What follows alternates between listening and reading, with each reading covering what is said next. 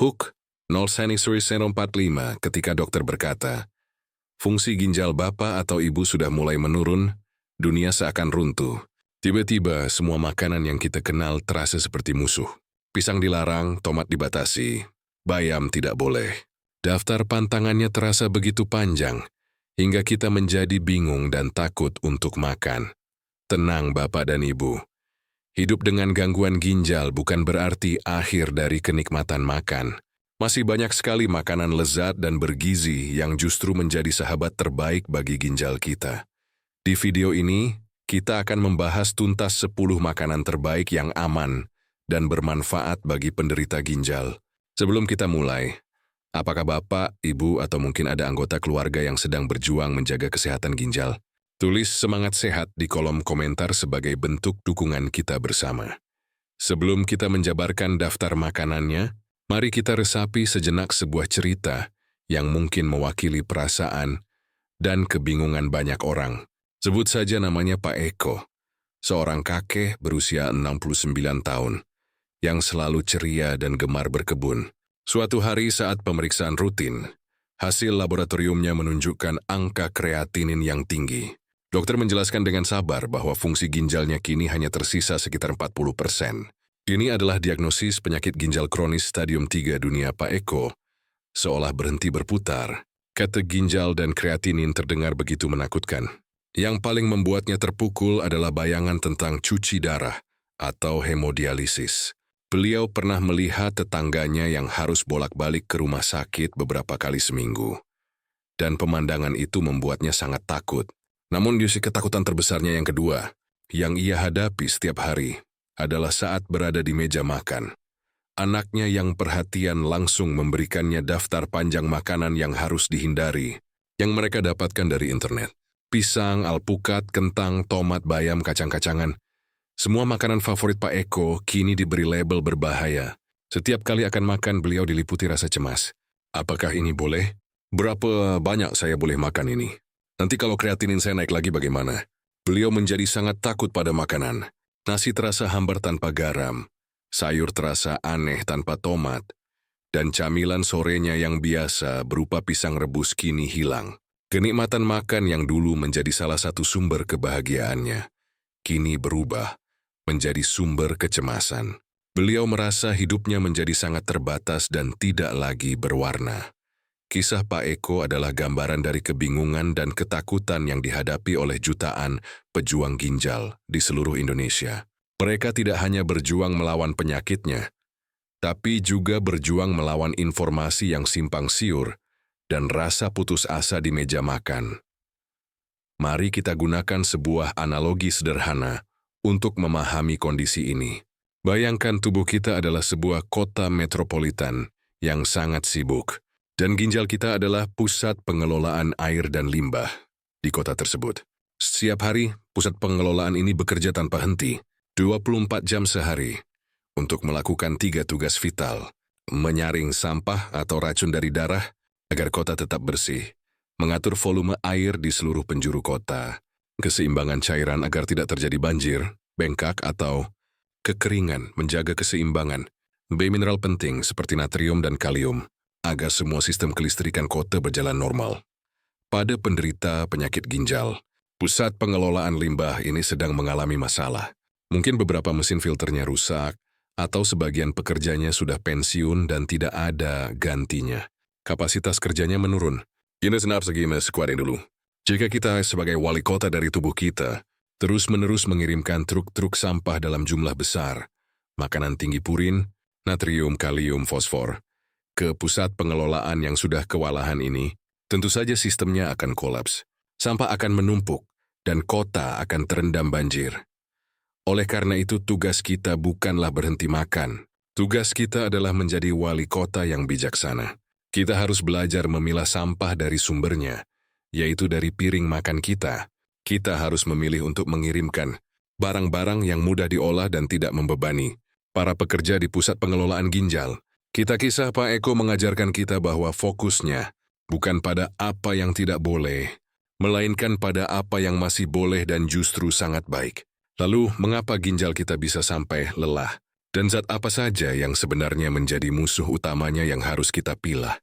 Untuk bisa memilih makanan yang tepat, kita harus mengenali terlebih dahulu 2 penyebab utama kelelahan ginjal dan 3 musuh utama dalam makanan yang harus diwaspadai oleh para penderitanya. Pengetahuan ini adalah kompas kita dalam menavigasi dunia makanan yang membingungkan. 2 penyebab utama kelelahan ginjal pada lansia di Indonesia. Berdasarkan data, ada 2 penyebab utama dari penyakit ginjal kronis. Keduanya adalah penyakit yang sangat umum di kalangan lansia, diabetes mellitus, kencing manis. Ini adalah penyebab nomor 1. Kadar gula darah yang tinggi secara terus-menerus bekerja seperti sirup kental yang lengket di dalam aliran darah. Ginjal kita memiliki jutaan saringan superhalus yang disebut glomerulus. Saat darah sirup yang kental ini melewati saringan-saringan tersebut, gula yang berlebih akan merusak dan membuat dinding saringan menjadi bocor dan menebal. Bayangkan Anda terus-menerus menyaring air gula kental menggunakan saringan teh yang halus. Lama-kelamaan lubang-lubang saringan itu akan tersumbat, lengket, dan akhirnya rusak. Inilah yang terjadi pada ginjal penderita diabetes yang tidak terkontrol. Hipertensi, tekanan darah tinggi. Ini adalah penyebab nomor 2. Jika diabetes merusak ginjal dengan zat kimia, gula, maka hipertensi merusaknya dengan tekanan fisik. Pembuluh darah di dalam ginjal sangatlah kecil dan rapuh. Tekanan darah yang terus-menerus tinggi, ibarat semprotan air bertekanan super kencang dari alat cuci mobil yang diarahkan ke saringan teh yang halus. Lama-kelamaan saringan itu akan robek, jebol, dan tidak bisa lagi berfungsi dengan baik. Kedua kondisi inilah yang menjadi biang keladi utama dari kerusakan ginjal jangka panjang. Oleh karena itu, mengontrol gula darah dan tekanan darah adalah langkah paling fundamental untuk menyelamatkan ginjal. Mengenal 3 musuh utama dalam makanan bagi penderita ginjal saat fungsi ginjal sudah menurun. Kemampuannya untuk membuang 3 zat berikut ini akan sangat terganggu. Inilah 3 sampah yang harus kita pilah dengan sangat ketat dari piring kita. Musuh, yakni 1, natrium, garam. Mengapa berbahaya? Ginjal yang sehat akan membuang kelebihan natrium. Ginjal yang sakit tidak bisa. Akibatnya, natrium akan menumpuk di dalam tubuh. Natrium ini akan menarik dan menahan air di dalam aliran darah. Volume darah pun meningkat.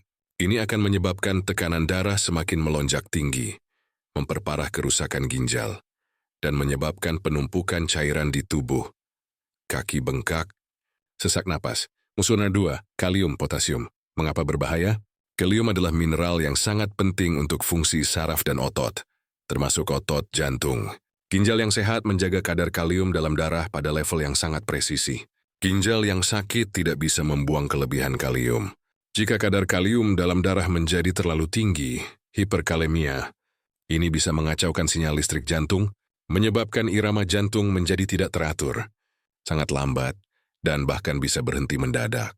Inilah mengapa buah-buahan tinggi kalium seperti pisang dan alpukat menjadi sangat berbahaya bagi penderita ginjal stadium lanjut. Musuh nomor 3, fosforus. Mengapa berbahaya? Ini adalah si musuh yang paling licik dan jarang disadari. Fosfor adalah mineral yang banyak terdapat dalam makanan berprotein dan makanan olahan. Ginjal yang sakit tidak bisa membuang kelebihan fosfor. Saat kadar fosfor di dalam darah tinggi, ia akan memicu serangkaian reaksi hormonal yang akan mencuri kalsium dari tulang kita untuk menyeimbangkan keadaan. Akibatnya tulang akan menjadi sangat rapuh, keropos, dan mudah patah. Selain itu, fosfor dan kalsium yang berlebih ini bisa mengendap di pembuluh darah dan jaringan lunak, membuatnya menjadi kaku dan semakin merusak jantung. Jadi, tujuan utama dari diet ginjal adalah memilih makanan yang secara alami rendah natrium, rendah kalium, dan rendah fosfor, namun tetap memberikan protein dan energi yang cukup. Setelah mengetahui siapa saja musuh kita, sekarang saatnya kita berkenalan dengan para sahabat ginjal. Makanan ini tidak hanya aman, tapi juga bergizi dan lezat jika diolah dengan benar. Putih telur. Alasan medis. Putih telur adalah sumber protein murni berkualitas tinggi dengan kandungan fosfor yang sangat rendah. Ini menjadikannya standar emas protein bagi penderita ginjal, terutama bagi mereka yang menjalani cuci darah dan butuh protein lebih banyak. Penerapan sehari-hari. Buatlah telur dadar atau orak-arik hanya dengan menggunakan putih telurnya. Anda bisa menambahkan potongan paprika merah dan bawang bombay untuk rasa dan nutrisi tambahan. 2. Ikan kakap atau nila, alasan medis. Ikan tetaplah sumber protein yang baik.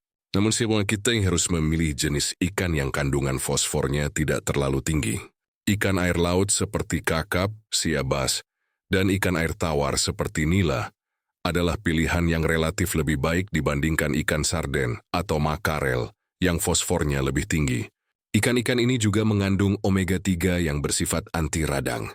Penerapan sehari-hari, olah dengan cara ditim atau dipepes. Bumbui dengan bawang putih jahe dan sedikit perasan jeruk nipis, bukan jeruk Bali, untuk memberikan rasa tanpa perlu garam. Dada ayam tanpa kulit, alasan medis, seperti putih telur, dada ayam tanpa kulit adalah sumber protein hewani berkualitas tinggi, yang kandungan natrium, kalium, dan fosfornya lebih rendah dibandingkan bagian paha atau daging merah. Penerapan sehari-hari, rebus dada ayam hingga matang lalu suwir-suwir. Daging suwiran ini bisa ditumis dengan sedikit bawang putih dan minyak zaitun, atau dicampurkan ke dalam sup sayuran bening, pad. Paprika merah, alasan medis. Ini adalah salah satu sayuran terbaik bagi penderita ginjal. Warnanya yang cerah menandakan kandungan antioksidan, seperti likopen, dan vitamin C yang tinggi. Namun kandungan kaliumnya sangat rendah. Penerapan sehari-hari. Iris tipis-tipis dan tumis bersama bawang bombay dan suwiran ayam. Atau, potong dadu kecil dan campurkan ke dalam orak-arik putih telur, untuk memberikan warna dan rasa manis alami. 5. Bawang putih, alasan medis. Saat kita harus membatasi garam, kita butuh senjata lain untuk membuat makanan tetap lezat. Bawang putih adalah jawabannya, yang memberikan rasa gurih dan aroma yang kuat tanpa menambahkan natrium.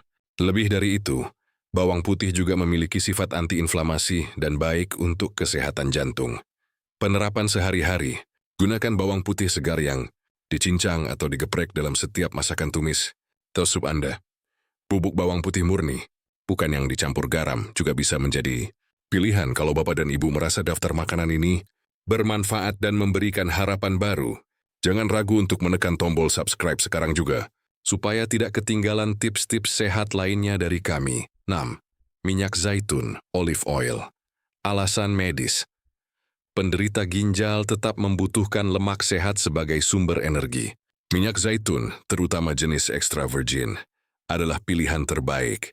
Ia bebas fosfor dan kaya akan asam oleat, sejenis lemak tak jenuh tunggal, yang memiliki sifat anti-inflamasi kuat. Penerapan sehari-hari, gunakan untuk menumis sayuran atau sebagai dressing, saus siram, untuk salad sayuran yang ramah ginjal. 7. Kembang kol, alasan medis. Ini adalah sayuran ajaib pengganti kentang.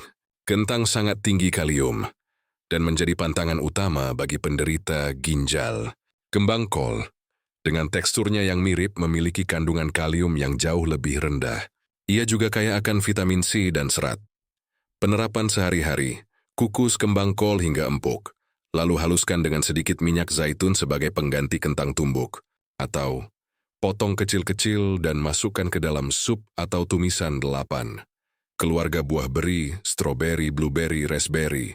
Alasan medis, mencari buah yang aman untuk penderita ginjal bisa menjadi tantangan. Keluarga beri adalah salah satu pilihan terbaik. Mereka secara alami rendah kalium, natrium, dan fosfor, namun syarat dengan antioksidan, antosianin, yang sangat baik untuk melindungi sel-sel tubuh dari kerusakan. Penerapan sehari-hari, nikmati segenggam kecil buah beri segar sebagai camilan sehat, atau campurkan ke dalam oatmeal yang dimasak dengan air. 9. Kubis atau kol, alasan medis. Sama seperti kembang kol, kubis adalah sayuran dari keluarga cruciferous yang rendah kalium dan padat nutrisi. Ia kaya akan vitamin K, vitamin C, dan serat yang baik untuk pencernaan. Penerapan sehari-hari, iris tipis-tipis dan buat menjadi tumisan, oseng-oseng, dengan bawang putih dan sedikit udang ebi. Atau masukkan ke dalam sup bening bersama wortel, dalam jumlah terbatas dan potongan ayam. 10. Nasi putih dan roti tawar putih. Alasan medis. Ini mungkin poin yang paling mengejutkan. Selama ini kita selalu mendengar bahwa nasi merah atau roti gandum lebih sehat. Itu benar untuk orang sehat. Tapi bagi penderita ginjal yang harus membatasi fosfor dan kalium, justru nasi putih dan roti tawar putih adalah pilihan yang lebih dianjurkan. Nasi merah dan produk gandum utuh lainnya sangat tinggi kandungan fosfor dan kaliumnya. Penerapan sehari-hari. Tetap konsumsi nasi putih sebagai sumber karbohidrat utama. Namun tentu saja dengan porsi yang terkontrol sesuai anjuran ahli gizi untuk menjaga gula darah. Tapi hati-hati, Bapak dan Ibu. Semangat kita untuk memilih 10 makanan ramah ginjal tadi bisa menjadi sia-sia, bahkan hancur berantakan, hanya karena satu kesalahan kecil di dapur yang sering sekali kita anggap sepele dan tidak kita sadari. Kesalahan fatal ini tersembunyi bukan pada bahan utama masakan kita, melainkan pada bumbu-bumbu tambahan yang kita gunakan untuk membuatnya lezat. Inilah yang saya sebut sebagai bumbu-bumbu penjebak. Kita sudah tahu bahwa musuh utama ginjal adalah garam. Namun banyak orang berpikir bahwa menghindari garam dapur saja sudah cukup, padahal ada begitu banyak hantu natrium yang bersembunyi di dalam botol-botol bumbu di dapur kita. Jebakan Depol 1, kecap asin, saus tiram, dan saus-sausan lainnya. 1 sendok makan kecap asin saja bisa mengandung hampir 1000 mg natrium, setara dengan separuh dari batas harian yang dianjurkan untuk penderita ginjal. Saus tiram, saus tomat botolan, dan saus sambal juga merupakan sumber natrium tersembunyi yang sangat tinggi. Jebakan Danwell 2, kaldu bubuk instan dan bumbu penyedap MSG. Ini adalah jebakan paling umum di dapur Indonesia. Kita sering menambahkan kaldu bubuk rasa ayam atau sapi ke dalam setiap masakan untuk membuatnya gurih. Padahal komponen utama dari produk-produk ini adalah garam dan MSG, monosodium glutamat, yang keduanya merupakan bom natrium bagi ginjal. Jebakan Danwell 3, mitos garam sehat. Banyak yang beralih ke garam Himalaya atau garam laut dengan anggapan bahwa garam ini lebih sehat dan rendah natrium. Dia adalah kesalahpahaman yang berbahaya. Semua jenis garam, baik itu garam meja, garam laut, atau garam Himalaya, secara kimiawi sekitar 98%-nya adalah natrium klorida. Bagi ginjal yang sakit, natrium tetaplah natrium, tidak peduli dari mana asalnya. Jumlahnya tetap harus dibatasi dengan sangat ketat. Nah, setelah mengetahui semua jebakan ini, banyak orang menjadi putus asa dan berpikir, lalu, bagaimana caranya membuat makanan yang lezat tanpa garam, tanpa kecap, tanpa kaldu bubuk? Makanan penderita ginjal seringkali identik dengan makanan hambar yang direbus saja. Inilah yang membuat banyak pasien menjadi tidak nafsu makan dan gizinya memburuk. Disinilah kejutan yang sesungguhnya. Ada satu lagi jebakan yang lebih berbahaya. Karena tahu tidak boleh pakai garam, sebagian orang beralih ke garam diet atau pengganti garam yang dijual di pasaran. Hati-hati! Ini adalah jebakan paling fatal.